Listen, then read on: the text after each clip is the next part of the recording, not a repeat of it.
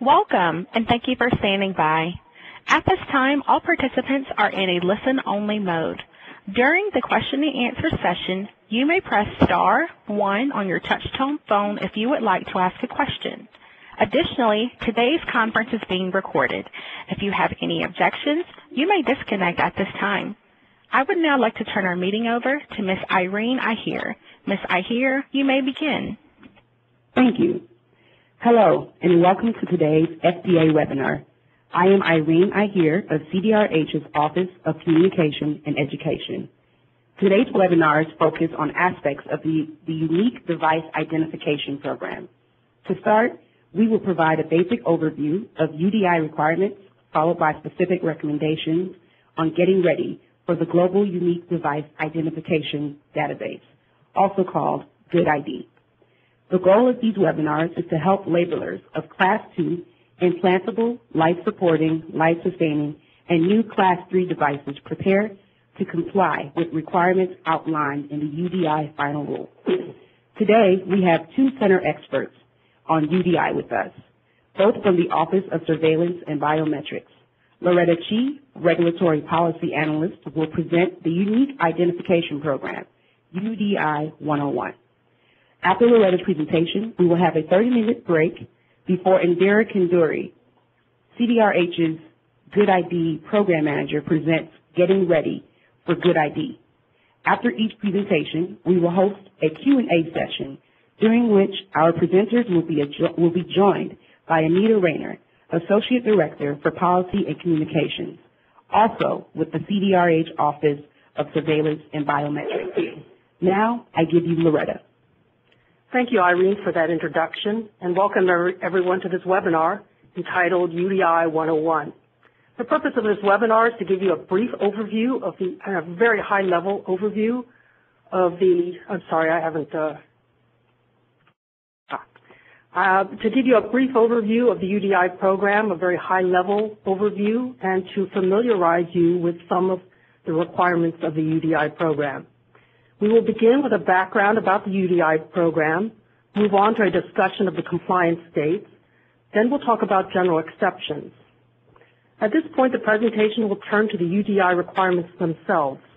We will talk about the UDI labeling requirements, including an explanation of what exactly is a UDI. We will talk about data submission requirements. The presentation will end with a brief overview of the Global Unique Device Identification Database, otherwise known as GoodID. This will segue us to the next webinar entitled Getting Ready for GoodID. Let's start with a bit of background. The UDI system was authorized under FDA in 2007, and FDASIA, which was signed into law in 2012, required FDA to modify the compliance timeframe for certain devices. FDA did so when it issued its final rule on September 24, 2013. And you'll see at the bottom of the slide that there's a link to the UDI final rule if you want to access it.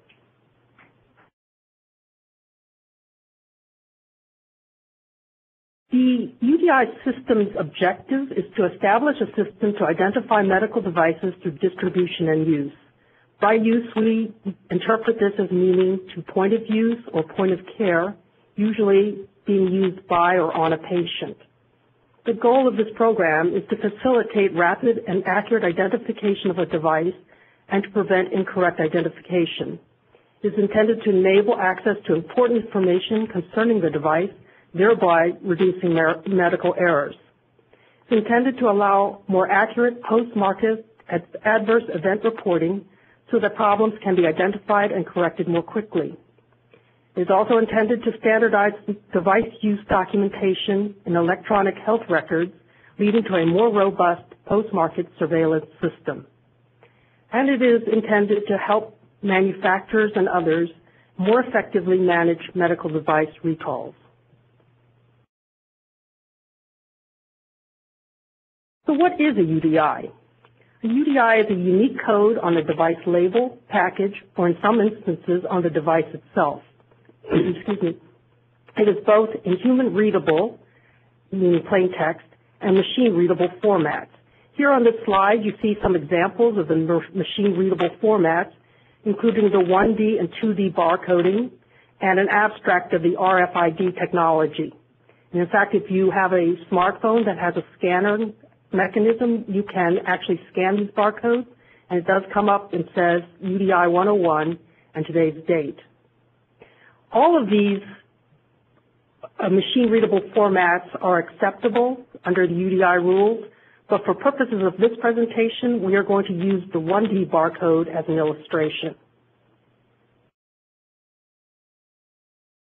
Although the unique identification system is new for devices, the concept of unique identification itself is not new. Most people are familiar with retail store scanning. There are also VIN numbers for cars, and most people in the United States have Social Security numbers. In 2004, FDA published a final regulation requiring barcodes on the labels of most human drug products and biological products. Now, this requirement is being applied to medical devices. In order for the UDI program to be successful, 4 steps need to be completed. First, FDA needs to build a regulatory and technical framework for the UDI system, which it did when it published the final rules on September 24, 2013. Next, the medical device industry needs to comply. UDIs need to be placed on device labels and packaging, and in some instances on the devices themselves, and the required data needs to be submitted to Good ID. Last, but by no means least, all stakeholders need to work together to facilitate the adoption and implementation of the UDI system across the supply chain and ultimately adopted by the healthcare community. The UDI rule applies to every medical device as that term is defined under the Food, Drug, and Cosmetic Act, and it applies to all medical devices that are in commercial distribution on the applicable compliance dates.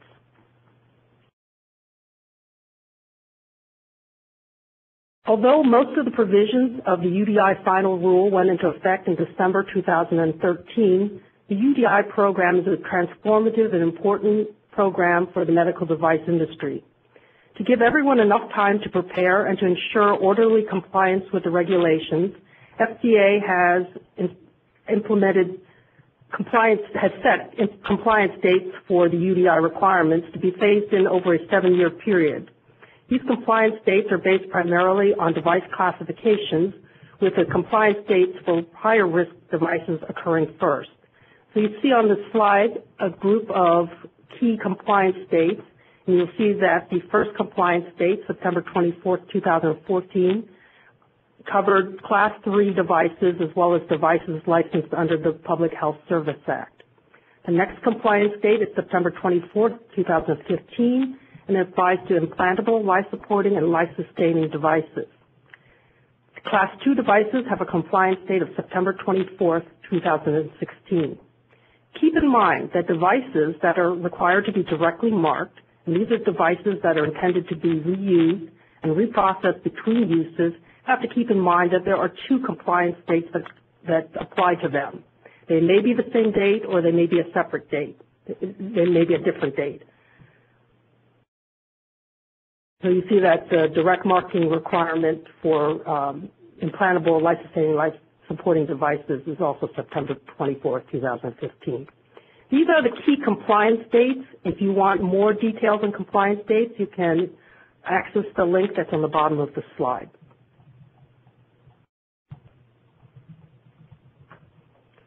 There are general exceptions and alternatives to the UDI requirements that are listed under 21 CFR 801.30. In addition, FDA may grant an individual exception or alternative, either on its own initiative or in response to a request by a labeler. FDA will be posting these decisions on the UDI website. There are general exceptions that are set out in 21 CFR 801.30, and I've listed here some of the key general exceptions. These include the Class 1 CGMP, Class 1 devices that are CGMP exempted. Individual single-use devices sold and stored, they're sold, packaged together, sold together in a package, and intended to be stored together in that package until removed for use. These individual single-use devices are not required to have UDIs. However, the package itself will be required to have a UDI. UDI requirements do not apply to devices that are still under investigation or devices used solely for non-clinical use, such as research and teaching. Also, devices intended solely for export from the United States are not required to have a UDI. Individual devices and convenience kits are exempted from UDI requirements. However, a convenience kit itself is considered a device, and therefore the convenience kit will be required to have a UDI.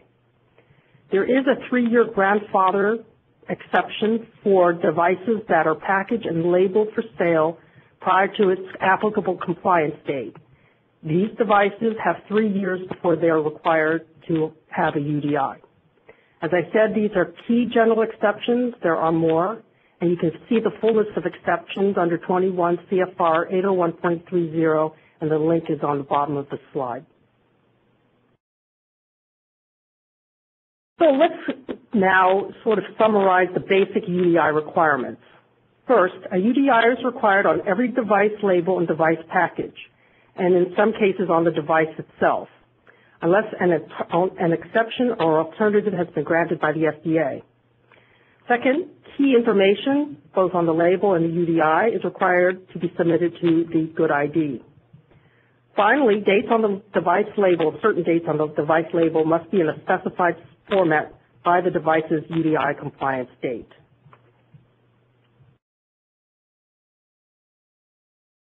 The FDA&C Act defines label as a display of written, printed, or graphic matter upon the immediate container of any article, and therefore the UDI needs to be placed on the label.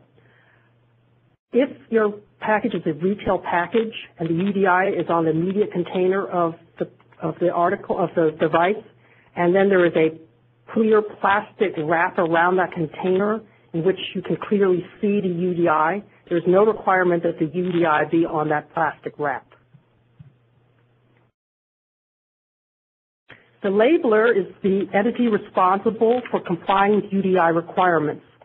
The term labeler is created under the UDI rules and is defined as any person who causes a label to be either applied to a device or replaced or modified.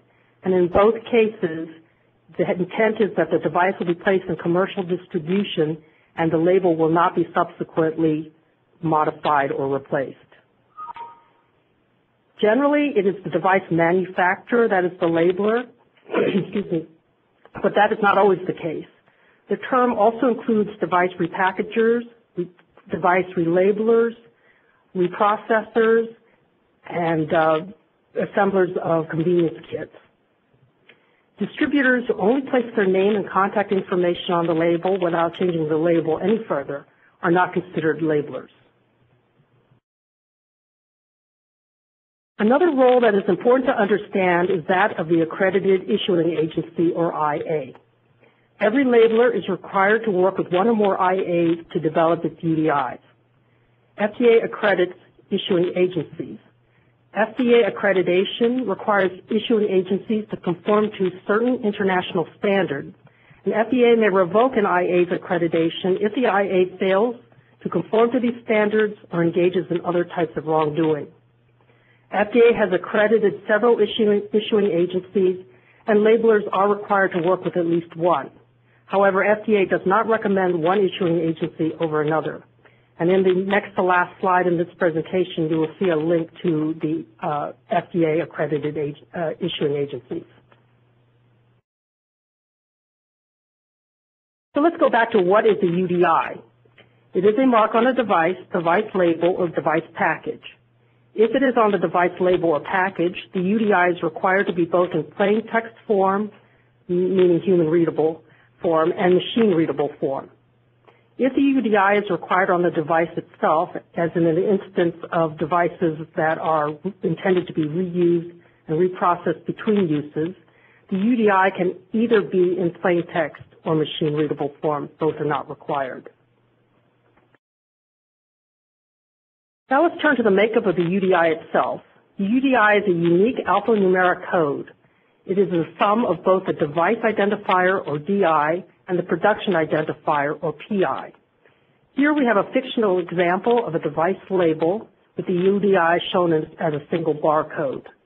Now keep in mind that this is a fictional label. This is something that we developed ourselves. This is a fictional barcode. And it is just an example of what a barcode or a machine-readable UDI can look like. Don't think that every UDI has to look like this. And in fact, it's shown as a single barcode. It doesn't even have to be a single barcode. And as I said earlier in the presentation, there are other forms of machine-readable formats that are acceptable, such as RFID technology. The numbers below this barcode are the human-readable form of the UDI, and the barcode is the machine-readable form. Both are required on the device unless on the device label and package, unless the labeler receives an exception or alternative. So again, the UDI comprises the device identifier, the DI, and the production identifier, the PI. Now let's parse the different parts of the UDI.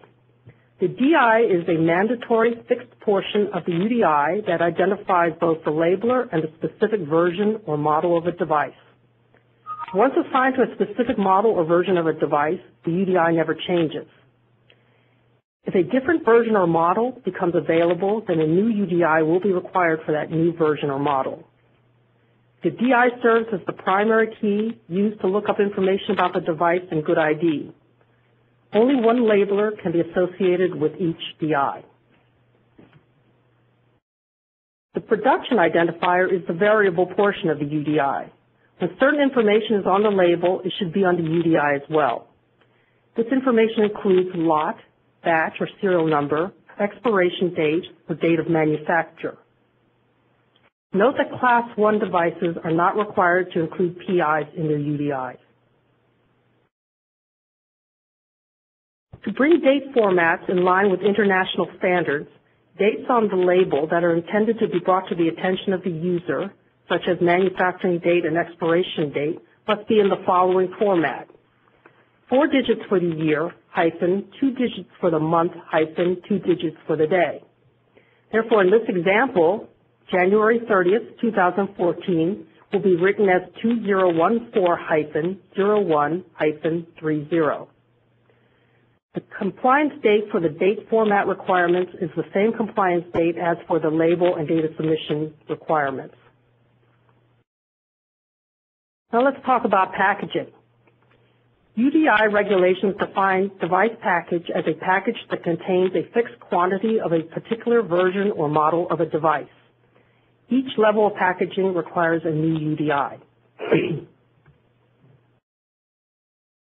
Here are examples of levels of packaging. The base package is the lowest level of a device package containing a full UDI. In this example, it is a catheter that is wrapped, and the UDI is on the wrapping.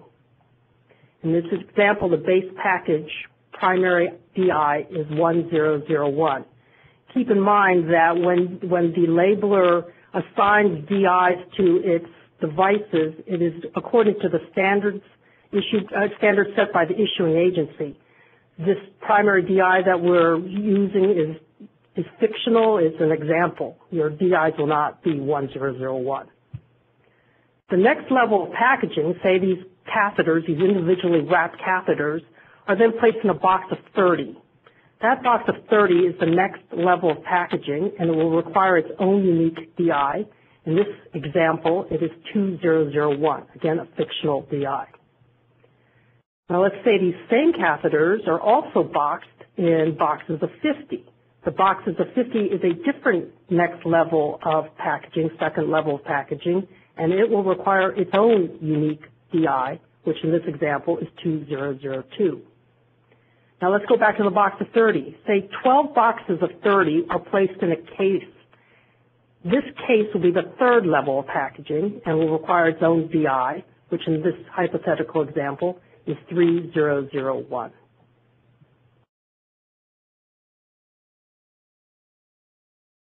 There's often confusion about what constitutes packaging and what requires a UDI.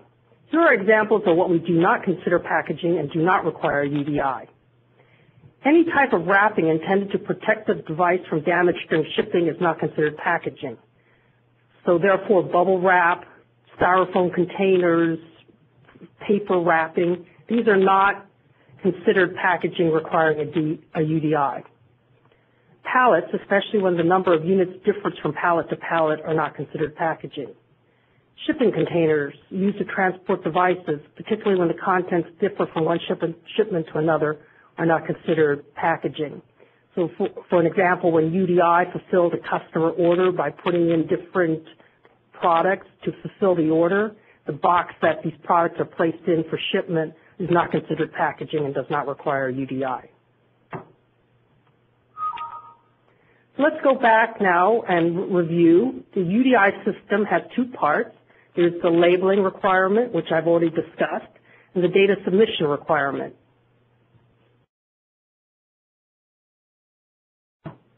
Key information from the UDI is required to be submitted to the Global Unique Device Identification Database, otherwise known as GoodID.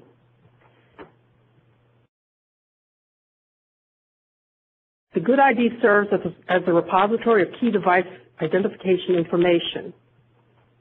The GoodID only contains the DI, which serves as the primary key to obtain device information in the database. PIs are not submitted to or stored in GoodID. The GoodID does contain, however, production identifier flags to indicate which PIs you can expect to see in the UDI. Keep in mind that GoodID does not contain any patient identification information or PII.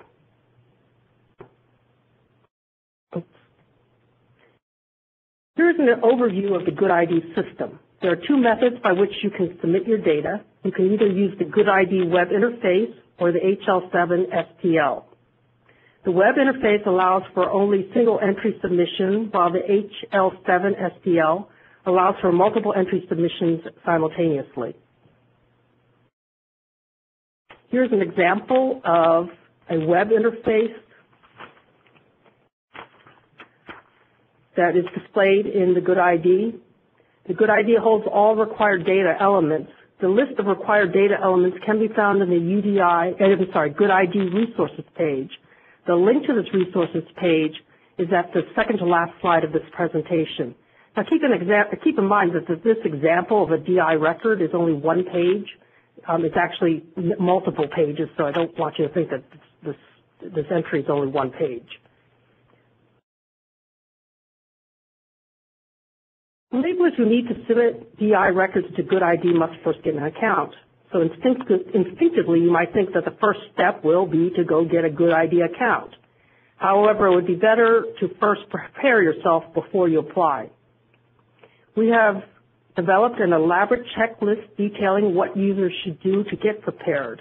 This includes reading our guidances, organizing your information, and establishing SOPs for records management and GoodID submissions. There are links on this slide to take you to these various resources, and this will, of course, be discussed in more depth in the webinar titled Getting Ready for GoodID. As I said at the beginning of this presentation, this is primarily intended to provide a very high-level overview of the GoodID program and some of the requirements. If you need additional information, I've listed here additional resources and their links, which may give you more information. Keep in mind that we are here and willing and able and ready to help you both in establishing your account and to answer any questions that you might have. And I have here on this slide a link to the UDI help desk where you can submit your questions. Thank you for joining in on this webinar.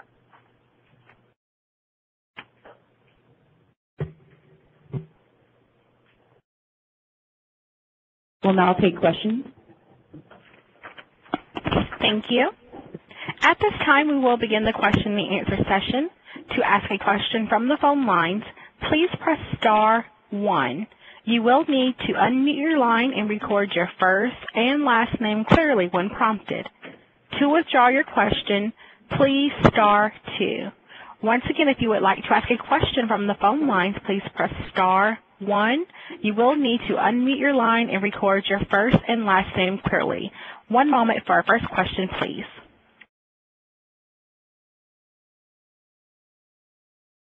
Our first question is coming from Tom Mullen. Mr. Mullen, your question is up at this time. Hey, Loretta, thank you for the overview. Going to slides 21, 22, I have a question as relates to shipping to a distributor as opposed to an end user. Is there any distinction that's made in the UDI requirements for the labeling of case cartons to a distributor as opposed to shipping directly to a customer? And in this particular instance, product could be shipped to a distributor in varying quantities of 12 to 24 per case. And then that distributor then sends out on a one each basis to the end user. Thank you. The definition of packaging for requiring a UDI on the package is that the package is a fixed quantity. If you are shipping to a distributor and the quantity is not fixed, then that is not considered a shipping. That is not considered packaging. That is considered a shipping container. Okay, thank you. Our next question comes from Lee Weinstein. Your question is up at this time. Hi, yes, thank you. My question regards to the reuse.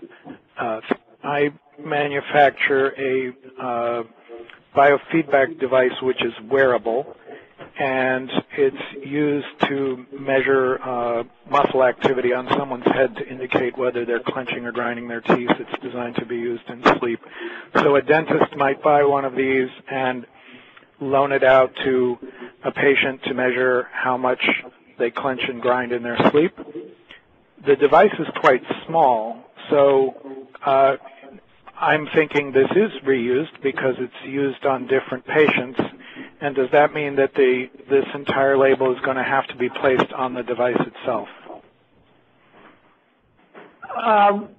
When you say label, the requirement is that the UDI be on the device, not necessarily the entire label. And in fact, the UDI can be either the human readable format or the machine readable format. Both are not required. Okay, so the UDI part of the label, just the device identifier itself, will need to be on a in this case, a label that's attached to this device, which is about the size of a wristwatch. Yeah, we're not specifying the manner in which the UDI will be placed permanently on the devive. Right, right. But the way I place identifiers right now is with a label. That's your decision, yeah. And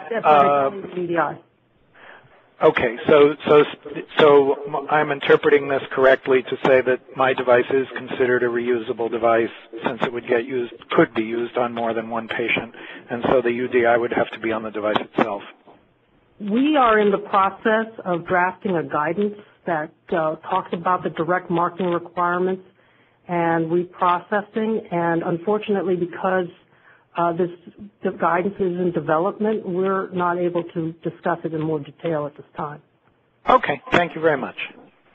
This is Anita Rayner. Can I just add a comment to what Loretta said? I think it's probably obvious to everyone, but just to reiterate that the direct marking requirement, the permanent marking on the device itself, is an add-on to the UDI labeling requirement, the label being defined in the Act, and I'm going to paraphrase basically as the printed material being on the on the label of the immediate container of the device, and the direct marking being some sort of form of permanent marking on the device, as Loretta said. Yeah, I think the reason why Anita's discussing this is because there's been some confusion about what the direct marking requirements are.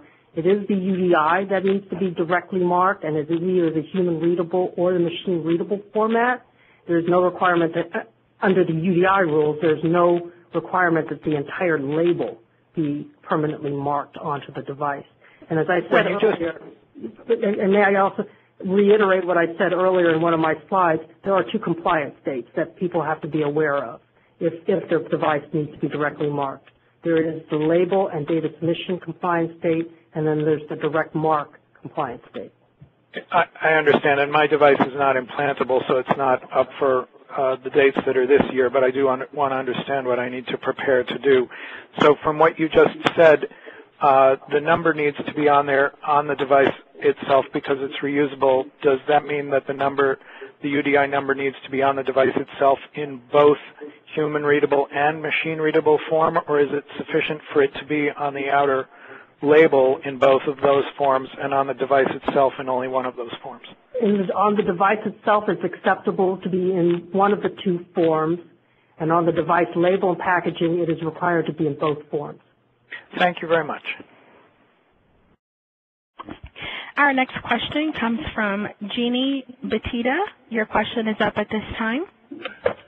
Hello, I had a question. We currently mark our primary packaging labels with GTIN, Global Trade Identification Numbers. Would that type of identifier satisfy the UDI requirement? Yes. Okay, so our next step, since we've established our UDIs, would to go to the Good ID registration process. Yes. Oh, thank you very much. Our next question comes from Amelia Daly. Your question is up at this time. Hello. Thank you for the nice presentation. I am calling from a manufacturer who makes a HIV device. It is single-use only. The device itself and its components are instructed to be disposed of after single use. Does that mean, in reading the general exceptions, that we are required to place a UDI on this device?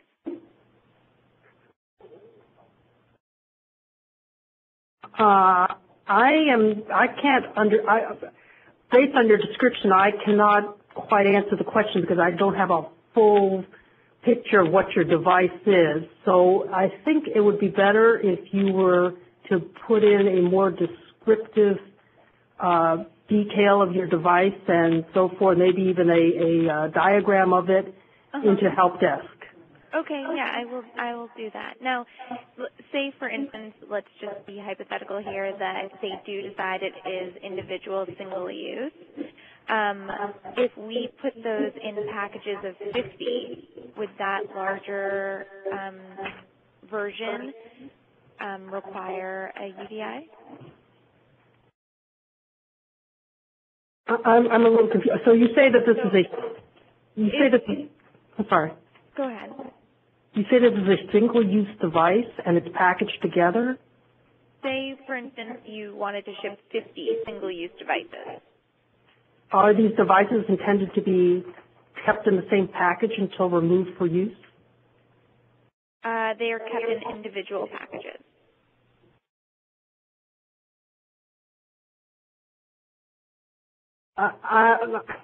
I'm still not completely gathering this.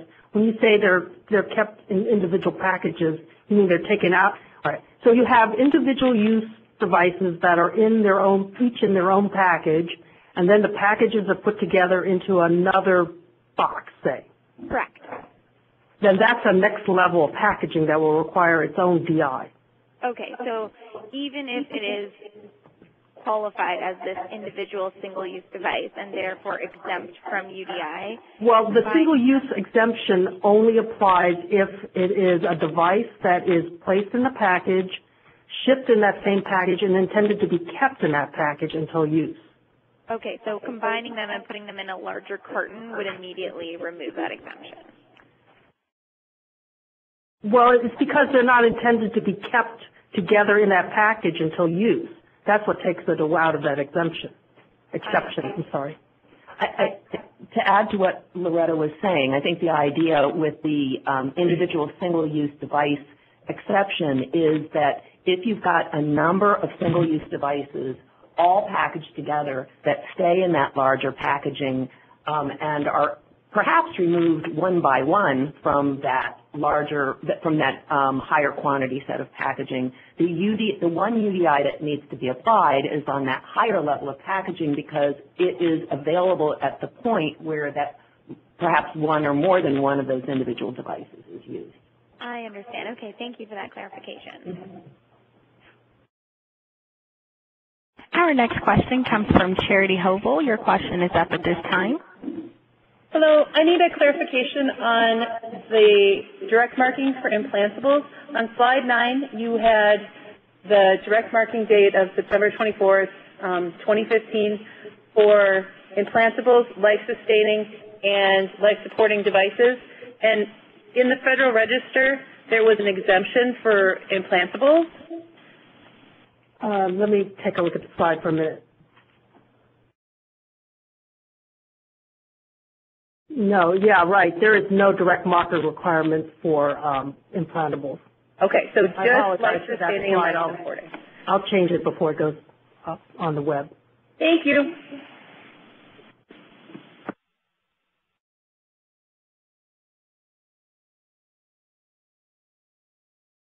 Thank you.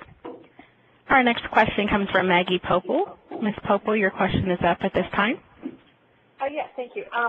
We manufacture a Class 2 medical device that is software only for a PC and an iPhone app. Where would we put the UDI on that? Would it just go on one of the front pages of the tool, the website, and the app, or? I didn't get into standalone software and software which is part of a component of a device. However, standalone software that is distributed in packaged form must have the UDI both on the package and also when you start the software, you have a start screen, the UDI should come up on that start screen. If you have some kind of downloadable software, then the UDI needs to come up on the start screen. Okay, so for the app, it would be on the start screen where there's a login, and on the website would just be on the login screen. Would that be good? So there's no downloadable and there's no packaging. It's just a website that the physician has to prescribe that the patient can go to and utilize.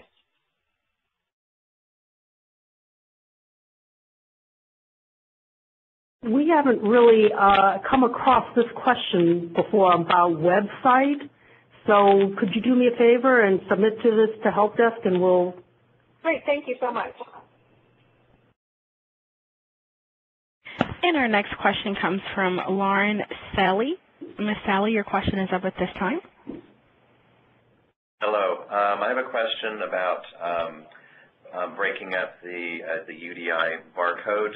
You did mention that it does not have to be a single barcode, and so my question is in two parts that just to verify the DI and the PI can be two completely separate barcodes. And the second question is we are considering putting the DI on the bottom of our product. Is there any are there any limitations where on the packaging that the barcodes appear? To answer your first question, yes, you can divide the DI and the PI into separate barcodes. You should talk to the IA, right? You really need to confer with your IA to see if your format conforms to their standards. With regard to where you place the UDI, I don't recall there being anything in the regs that specifies where it needs to be placed. It just needs to be placed on the label and on the device packaging. Okay. But having said that, the purpose of the UDI is to make it visible. So I'm not sure the bottom is the best place to place a UDI. This is a small kit, say 8 by 10 by 5 kit that would go on, be sitting on a lab bench or in a cabinet. Yeah, I mean, again, we don't specify where the UDI has to be placed. Okay. Thank you. Our next question comes from Gustavo Barbella. Your question is up at this time. Hello. I have a question in the process of obtaining the barcode.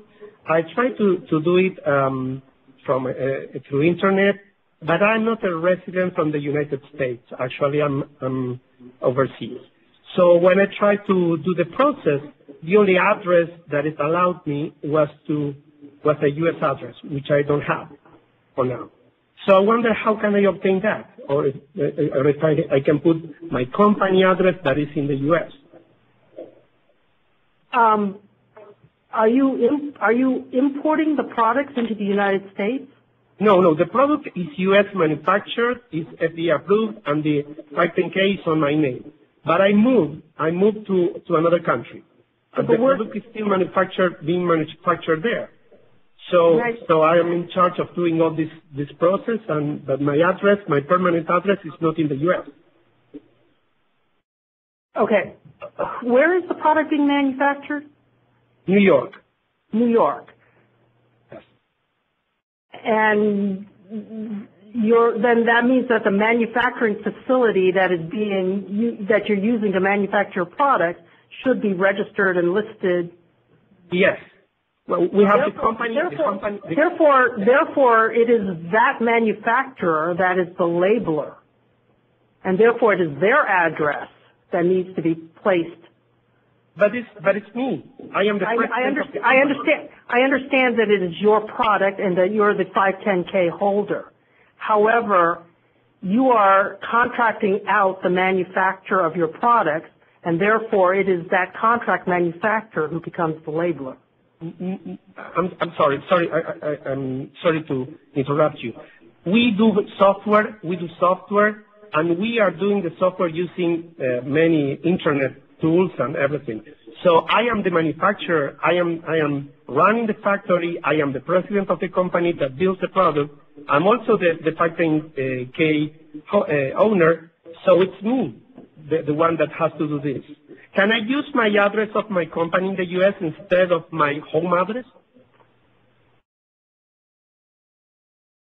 I'm getting a little confused. Maybe you better submit this to help desk, and we'll parse this out more carefully. Thank you. Thank you very much. Our next question comes from Janice Stevens. Ms. Stevens, your question is up at this time. I work for a software vendor who we do not provide software like out of the box. It is a installation process, if you will. And so my first question is, for the software UDI requirement, would it be appropriate or sufficient in the help and about screens for our product to have the UDI be the current version of our software? And also, would we have any requirements working with issuing agencies for determining that appropriate UDI? And then also, what would our good ID registration requirement for being a software vendor? Like I said, the software is not out of the box, off the shelf. Well, how is it placed in the device? I mean, what's its function in the system? We have a blood administration module that pretty much replaces the blood admin lab book, if you will. So it's a tracking tool is one example. And so is this software that's sort of downloadable off the web? Is that? No, it is not downloadable off the web. It is not off the shelf, and it is something that we have to install at our provider facilities. Okay, so it's part of the device itself, really. It's a component of the device. Correct. And so I was just trying to get clarification on, we have several products that are part of our EHRs that are several modules, if you will, that are cleared medical Class 1 and Class 2 devices. So let me just ask you a different question. Is the software separately approved or cleared? Yes. Okay, I hate to do this to you, but maybe you better send that to help desk and we'll consider it. Okay, thank you.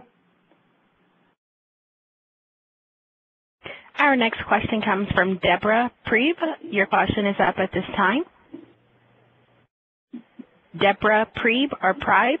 Yeah, hi. I have a question.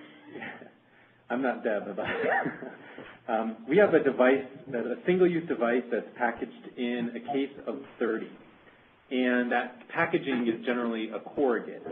When it gets to its end hospitals, generally a sterile processing department, and in certain instances, based on hospital protocol, corrugate isn't allowed into their facility.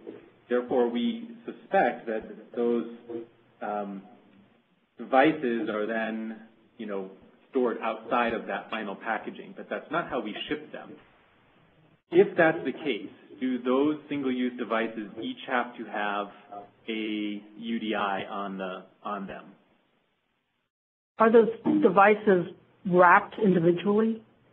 The device is packaged. It's a box. It's a biological test pack. It's a box, and that box. The device itself is not corrugated. It's a boxed device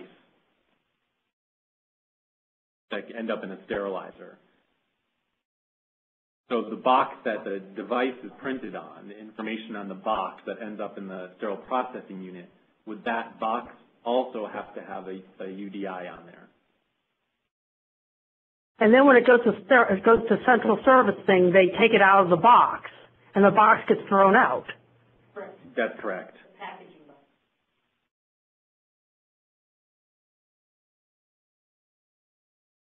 Was it? Oh, but it's not been reused. It's not. No, it's discarded after that. And then where does it go? Sometimes the indicator. Once it goes to central servicing, then it goes to the patient? No, it's usually kept on patient records for evidence that their equipment was sterile. So it's a. No, I'm sorry. Once the device goes to central servicing and is sterilized, then where does it go? So the device itself doesn't require sterilization. The device itself is a sterility assurance product that says that the conditions in the sterilizer have been met. Oh, so the end user is the central service. Correct. Oh, well then, yeah, you put the UDI on the box. On the case box or on each product box? On each product box, and then if you box multiple boxes together, it becomes the next level packaging. Okay. So if we put them in packages if we put 30 devices into a package, a corrugate package, and that corrugate doesn't go to the central processing unit, then each of those 30 unique devices have to have a UDI on there. Correct. I mean, yes. Okay. Unless, now if we didn't use a corrugate box and then that container could go to a sterile processing unit, then the UDI would only be required on that.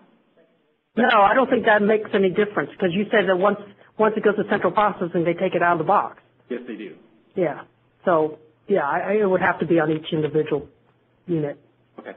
Thank you very much. Our next question comes from Stephen Gorski. Mr. Gorski, your question is up at this time.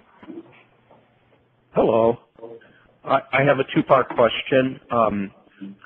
First of all, for a disposable single-patient use flow sensor that is an accessory to a ventilator, so I believe that accessory would be applicable this coming September, what would be the labeling requirements on the disposable sensor itself? And then, given that it's in bags of 10 and in individual bags as well, what would be the expected costs through these resources, the UDI issuing agencies, a cost universe? Is it $100? Is it $1,000? Or is it $10,000? I'm afraid you're going to have to go talk to the individual IAs about their cost and fee structure because we don't get involved in that. There's no concept at all of what the costs or fees might be, not even a hint? Well, you can just you just contact one of the IAs and they'll give you that structure. Thank you. I'll do that. As far as the disposable flow sensor for a ventilator, which is ventilators are coming online, what would be the expectations on the bag versus the individual device, given that they're single patient use? If they're a single-use device, then there's no requirement to have the direct mark on the device itself. However, the wrapping of the device will be required to have a UDI. Okay.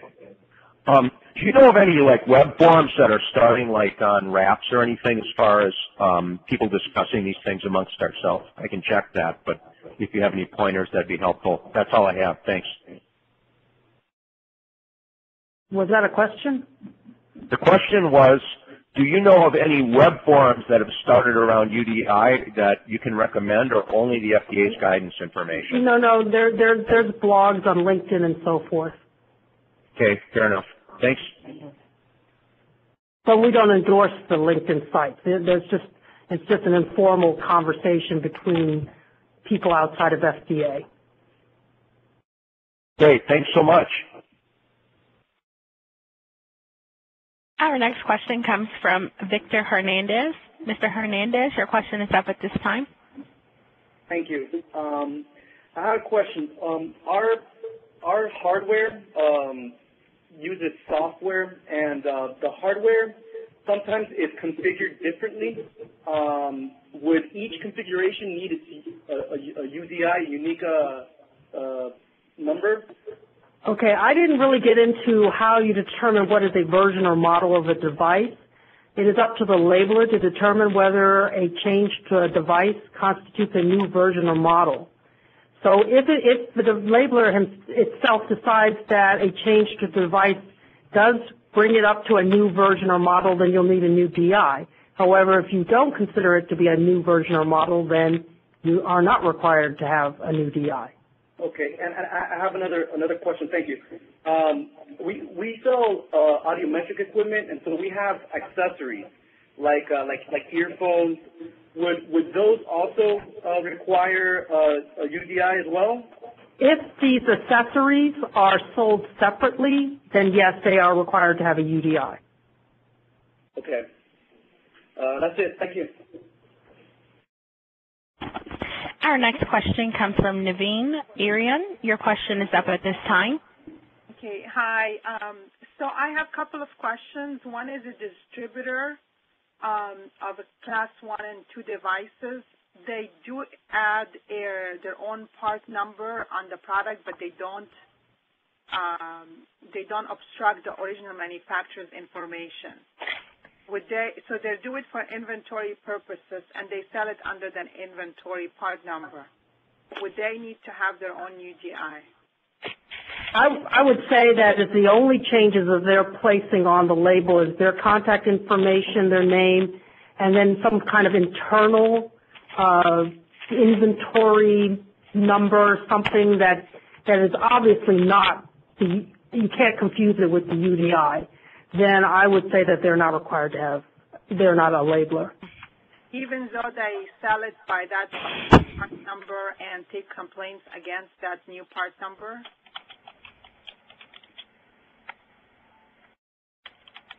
I'm thinking through some of the distributors that I've dealt with, and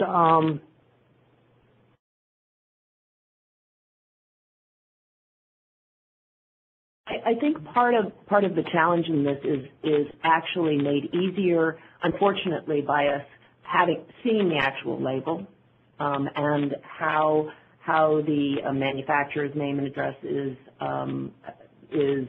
placed on the label. In other words, you know, the user looking at the device, whose device would it be? So unfortunately, So I think, unfortunately, sometimes it comes down to us actually looking at the label, which usually gets submitted through the UDI help desk. And I'm sorry, I can't be more specific than that, just based on your description. And the other one is a tooth whitening company that basically it's a private label company. So they sell kits of impression trays and materials and so forth. the original manufacturer information is not on the product whatsoever. It's only the private label manufacturer part number. Okay, so once a private labeler puts his own brand on a device, they become the labeler. Okay. Perfect. Thank you so much. We want to thank everyone for all of your questions today. We do have several questions in the queue, so we will be ending the Q&A shortly, but we will take a few more until then. Thank you. Can I just say before, if we do run out of time, I encourage those who did not have a chance to ask questions on this webinar to submit their questions to the UDI Help Desk. Thank you. Our next question comes from Patricia Lee. Ms. Lee, your question is up at this time. Patricia Lee or Lee? Hi, this is Sajid. Thanks for taking my call. I have a question about the GUDID account. I was told sometimes back that we cannot register for the GUDID account till March. Is that still true, and how long does it take to get an account? As I said before, well, first of all, stay tuned for the next webinar, which is getting ready for GUDID. Some of the GUDID questions will be answered then.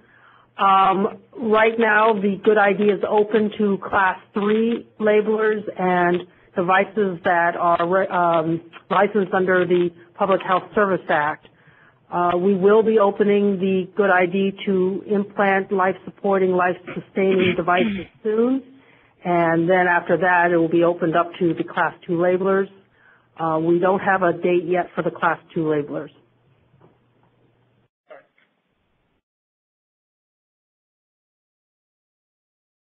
Which is to say that I'm not aware of a March date. Our next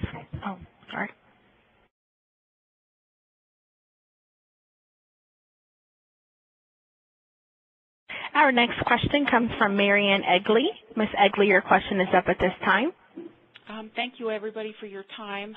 My question is, if I'm the manufacturer of a medical device that, let's just call it device A, and I manufacture device A, but I label it for several different contract manufacturers, do I have to have a separate DI for each company I manufacture that device on behalf of?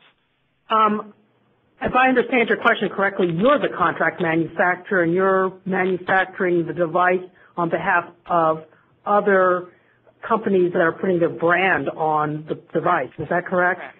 Right. And in each case, then the brand holder, I'm just using this as an example, say you're manufacturing a device and Fisher Scientific puts its brand on it, then Fisher Scientific becomes the labeler.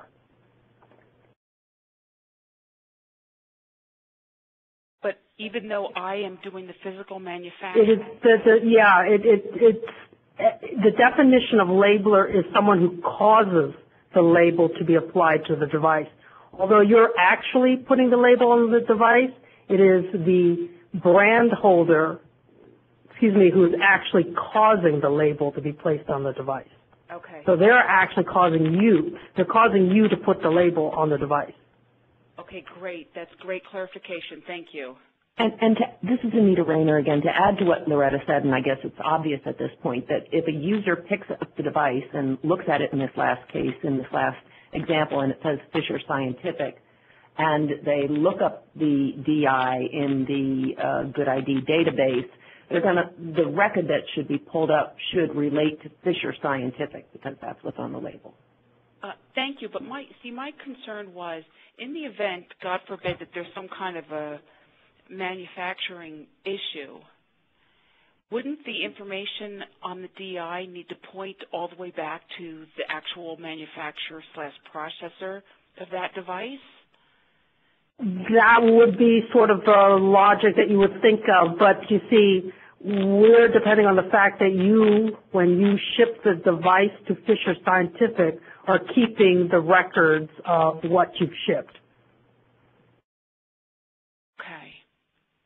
So in the event of a recall and it goes back to Fisher Scientific, we're depending on Fisher Scientific to then, for example, hypothetically, to then go back to whoever they had, whoever their contract manufacturer was, to address the issue. Exactly.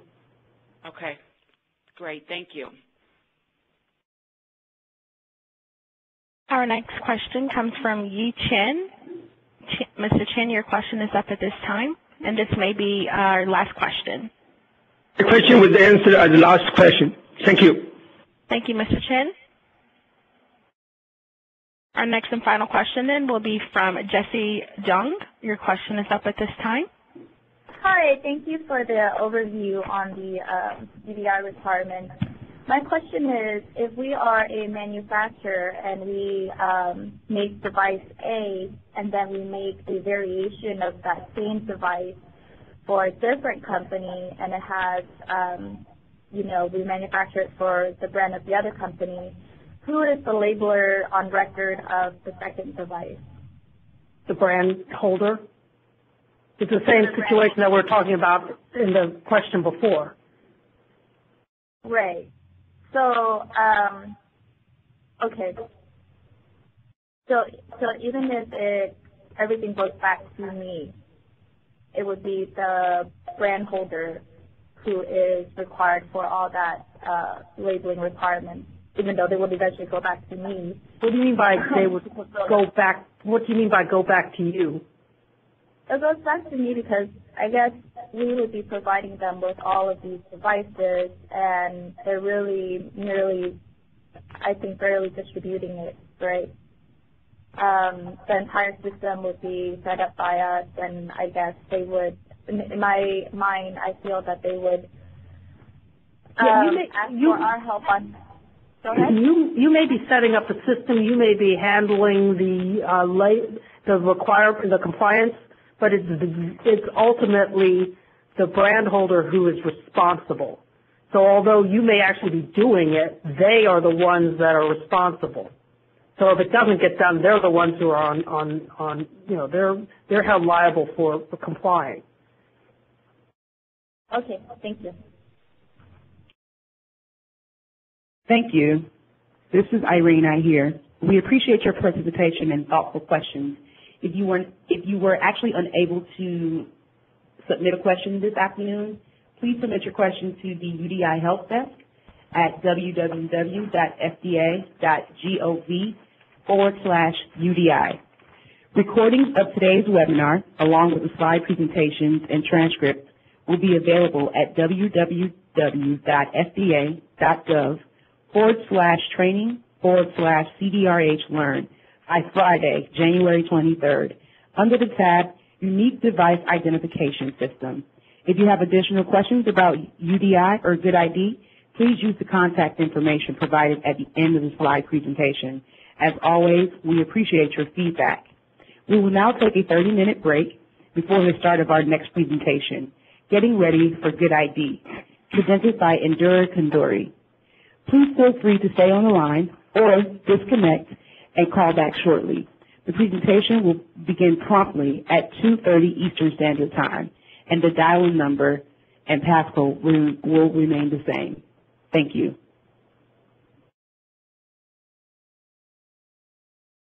And this does conclude session 1. Please disconnect all audio lines or remain in the lines at this time. We will be playing brief music on hold until session 2. Thank you. Ms. Ahir, if you would like to remain, we can debrief in the post-conference. One moment, please. Sure thing. We need to make a change to one of the slides.